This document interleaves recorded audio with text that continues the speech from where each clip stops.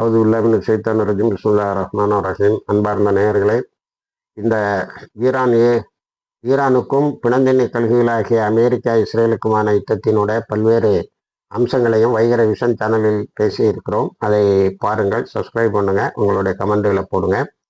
இதில் அது தொடர்பான இன்னும் பல முக்கியமான செய்திகள். இப்போ ஈரானுடைய வெற்றி, அதை இப்போ உலக நாடுகள்லாம் supported by China and Russia. உண்மைதான்.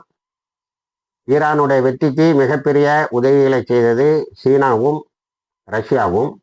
சீனாவினுடைய ஜிபிஎஸ் சிஸ்டம், அதாவது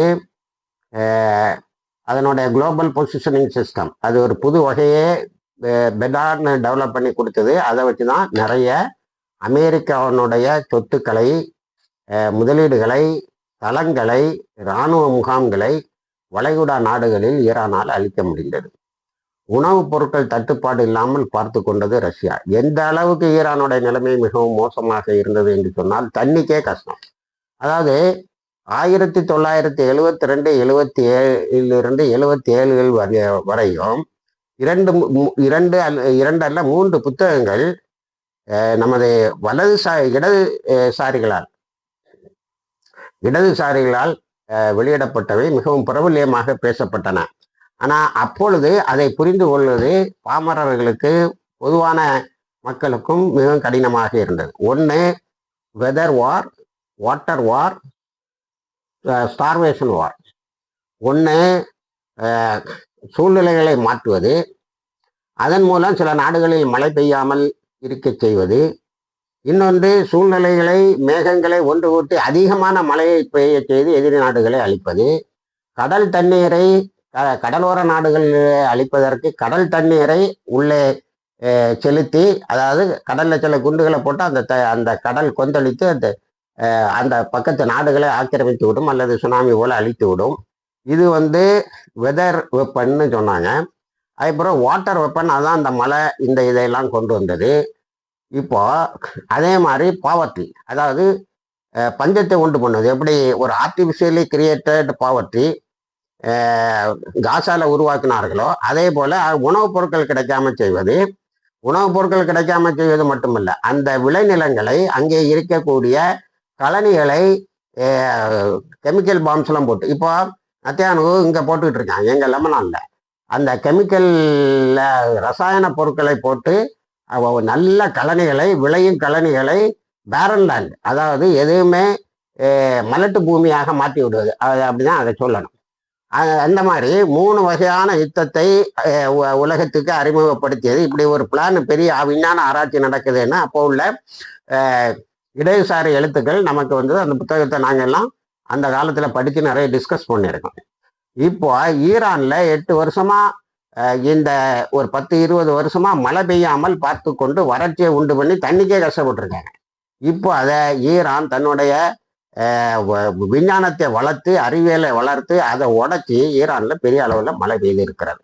ஒரு 10-15 நாளைக்கு முன்னாடி ஈரானில் வெள்ளப்பெருக்கு அப்படின்லாம் செய்தி வந்தது. இது வழக்கமா வெள்ளப்பெருக்கு, பனி, வெயிலெல்லாம் வாரது இயற்கையினுடைய இதானு நம்ம அதிகமாக அதை கான்சன்ட்ரேட் பண்ணலை. இப்போ நமது நண்பர்கள் தந்த தகவலின் அடிப்படையில் இந்த வெள்ளம்தான் இப்போ ஈரானுக்கு தண்ணி தட்டுப்பாடு இல்லை, கழனிகளை விளைவு நிலங்களாக மாற்றுகின்ற, அதாவது மலட்டாக போய்விட்ட பூமிகளை அவர்கள் விளைநிலங்களாக மாற்றுகின்ற வாய்ப்பும் கிடைத்திருக்கிறது.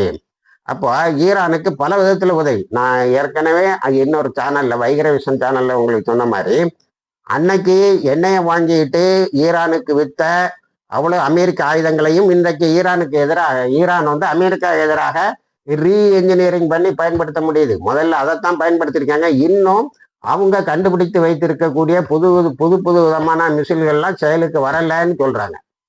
அதனால இந்த கேப்பில், இப்போ இந்த 59 நாள் கேப்பில் இன்னும் வளர்த்துக்கிட்டதா சொல்றாங்க.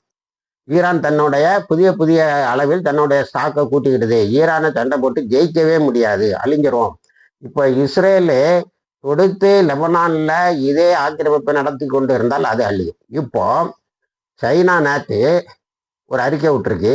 அது அகார்ஜியினுடைய மிகப்பெரிய முயற்சி. அவரை உலக ஊடகங்கள் எல்லாம் பெரிய அளவில் பாராட்டுகின்றன. மேலை நாட்டு ஊடகங்களே பயங்கரமாக பாராட்டுது அவருடைய டிப்ளமேட்டிக் டூர் வந்து ஒவ்வொரு நேரத்திலையும் ஒரு பெரிய மாற்றத்தை உண்டு பண்ணது. இப்போ புட்டினை அவர் சந்திச்சு ரெண்டு பேரும் என்ன பேசிக்கிட்டாங்கங்கிறது நமக்கு தெரியல. ஆனால் வெளியில என்ன பேசுறாங்கன்னா, குளோபல் சவுத், அதாவது வடக்கு தெற்கு குளோபல் இது வந்து பலம் பெறுகிறது, குளோபல் சவுத் பலம் பெறுகிறது. ஆனால் குளோபல் நார்த், அதாவது ஐரோப்பிய நாடுகள் அப்படி சொல்லலாம், ஈஸ்ட் வர்சஸ் வெஸ்ட்ன்னு எடுத்துக்கிட்டுங்களேன், கிளை நாடுகளும் மேலை நாடுகள். இப்போ கிளை நாடுகள் மேலை நாடுகளுடைய ஆதிக்கத்தை அறவே ஒன்றுமில்லாமல் ஆக்கிட்டு வருது. அதுக்கு மிக முக்கியமான காரணம் ஹர்மூஸ் நீரணை, ஹர்மூஸ் ஜலசந்தி, பாபுல் மண்டப் ஜலசந்தி, ரெட் சி, இதெல்லாம் தான் உலகத்தை சுருக்கிறது. இல்லைன்னா ஊர் சுற்றி வரணும். இந்த மூணையும் ஈரானுடைய ப்ராக்சிஸ்ன்னு அவனும் சொல்றது. ஆனால் ஈரானுடைய கூட்டு நாடுகளாக யமன், அதே போல ஹூத்திஸு, யமனு, ஹிஸ்புல்லா, ஈரானுடைய ஐஆர்ஜிஸ், இவங்க கட்டுப்பாட்டுக்குள்ளால கொண்டு வந்துட்டாங்க.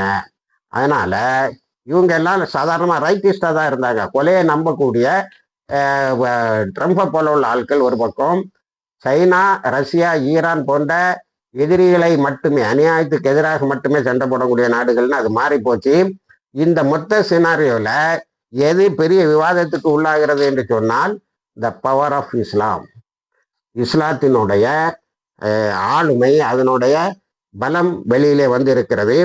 ஒன்று வந்து அது மிகப்பெரிய வெற்றி எங்கிருந்து தொடங்குகிறது என்று சொன்னால், ஆப்கானிஸ்தானில் அமெரிக்கா வீழ்ந்ததிலிருந்து தொடங்குகிறது. இன்னைக்கு அமெரிக்கா வீழ்ந்தது மட்டுமே 2021 ஆகஸ்ட் 15 வீழ்ந்தது. இப்போ 2026 ஈரானுடைய தாக்குதலால் அமெரிக்காவுக்கு துணை இருந்த நேட்டோ நாடுகள் போயிட்டுது, EU நாடுகள் போயிட்டுது, இஸ்ரேலு ஒன்றும் இல்லாமல் ஆகிட்டு இருக்கு. அடுத்தது மிக முக்கியமான லாஸ், 5 ட்ரில்லியன் 10 ட்ரில்லியன் அள்ளி கொடுத்துக்கிட்டு இருந்த அரபு நாடுகள் போயிட்டுது. இது அன்னைக்கு ரஷ்யாட்ட அடி வாங்கினோன்னா, ரஷ்யா வந்து USSRங்கிறது யுனைடெட் சோசியலிஸ்ட் ரிபப்ளிக்னு இருந்தது. எப்படி ஃபெடரேஷன் ஆஃப் ரஷ்யான்னு மாறிச்சோ, பல 6 நாடுகள் அதில் இருந்து போச்சுதோ, அதே போல இப்போ அமெரிக்கா தனிச்சு நிற்கிது, மீதி எல்லாம் தனியாக போயிட்டுது. இது இஸ்லாமிக் ரிபப்ளிக்குடைய ரெவல்யூஷனரி காட்ஸ் காப்ஸோட மோதியது. அதனால த பவர் ஆஃப் இஸ்லாம் வந்து ரொம்ப பலமாகவே இருக்கிறது என்று சொல்லுகிறார்கள். நான் இப்போ என்ன நடக்குன்னா, ஈரானும் மற்ற நாடுகளும் அகண்ட இஸ்ரேல் திட்டத்துக்கு எதிராக நிரந்தரமான யுத்தத்தை நடத்த இருக்கிறார்கள். இது வந்து இன்னைக்கு நாளைக்கு முடிகிற யுத்தம் இல்லை. அகண்ட இஸ்ரேல பேச முடியாது. இஸ்ரேலில் ஒரு பகுதியை இல்லை நெத்தன்யாகுவிடம் என்பதை நாம் சொன்னோம். இஸ்ரேல் ஒரு பகுதி இஸ்ரேலில் இல்லை என்பதை சொன்னோம். ஆகவே அகண்ட இஸ்ரேலுக்கு எதிராக குளோபல் சவுத்து ஒரு பெரிய யுத்தத்தை தொடங்கி இருக்கிறது. அது தொடரும். அமெரிக்கா வீழும், அதனுடைய சர்வதேச ரவுடித்தனமும் வீழும். இணைந்திருங்கள்.